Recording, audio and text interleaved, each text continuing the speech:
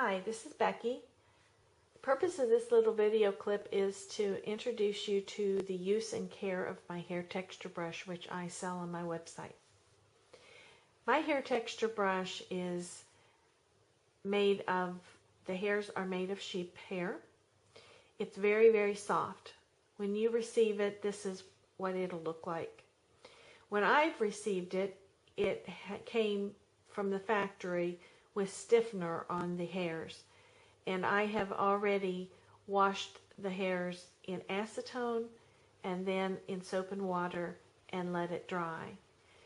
If when you get it you noticed any flaking like of looks like a little bit of dandruff or dust, just try cleaning it again. It's probably some of the stiffener that is still in it.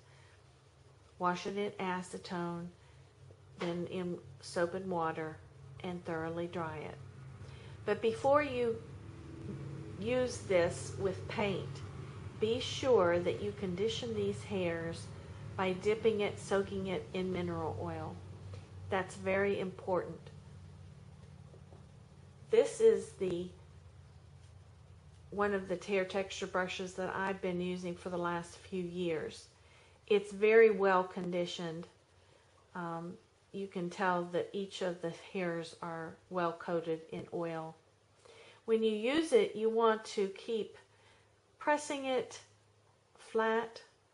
It will work better for you if you press it flat rather than if you let it ball up into a ball. So conditioning it with oil will allow it to hold its shape, which will enable you to use it better.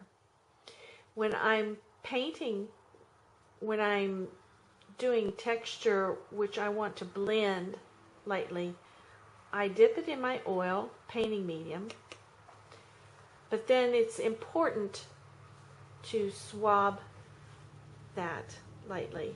You don't want it dripping with oil when you start your texture. When it comes to the point where you want to clean the brush thoroughly, all the paint out of it, I recommend dipping it into Marcy's brush cleaner, orange brush cleaner, which I also sell. That will get the paint out. Now, after years of use, mine is a little bit stained, but the paint is out, it's clean.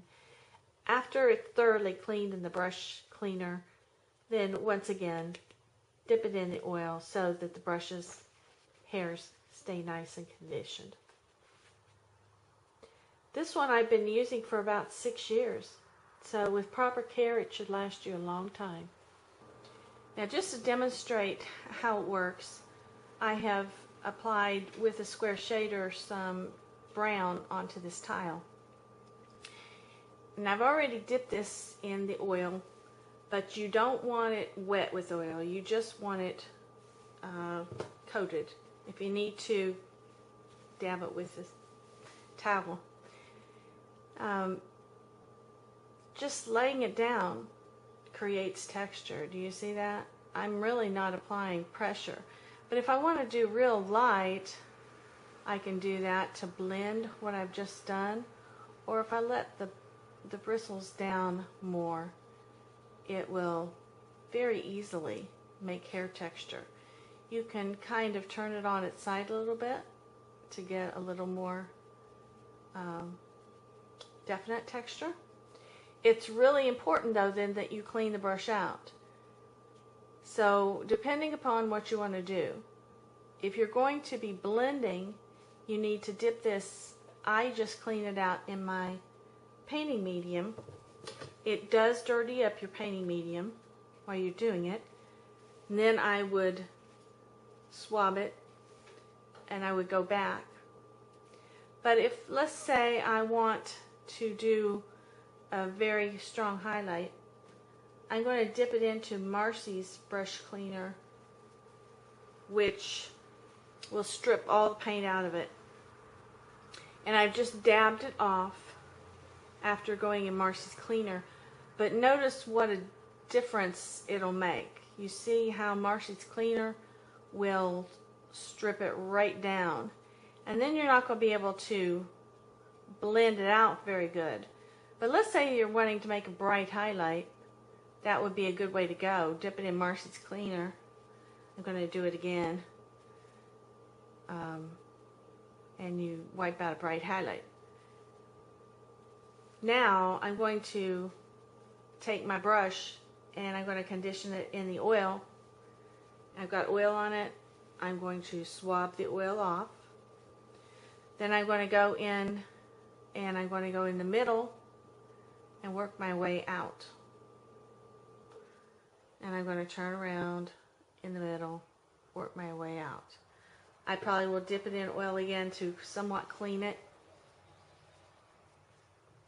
And then I'm going to soften this bright highlight.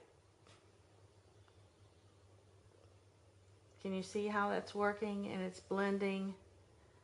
I've got a bright highlight now for my head, but it looks like I've now softened. That's the one thing I like about this brush. One thing I really like about it is that you can create very soft texture. You can make it more definite, but you can also do very, very soft texture. You can bring tendrils out. You can bring tendrils in. You can make curls. You could make texture like strange fur, depending on what you're wanting to do with it. So that's just a brief demonstration of my hair texture brush.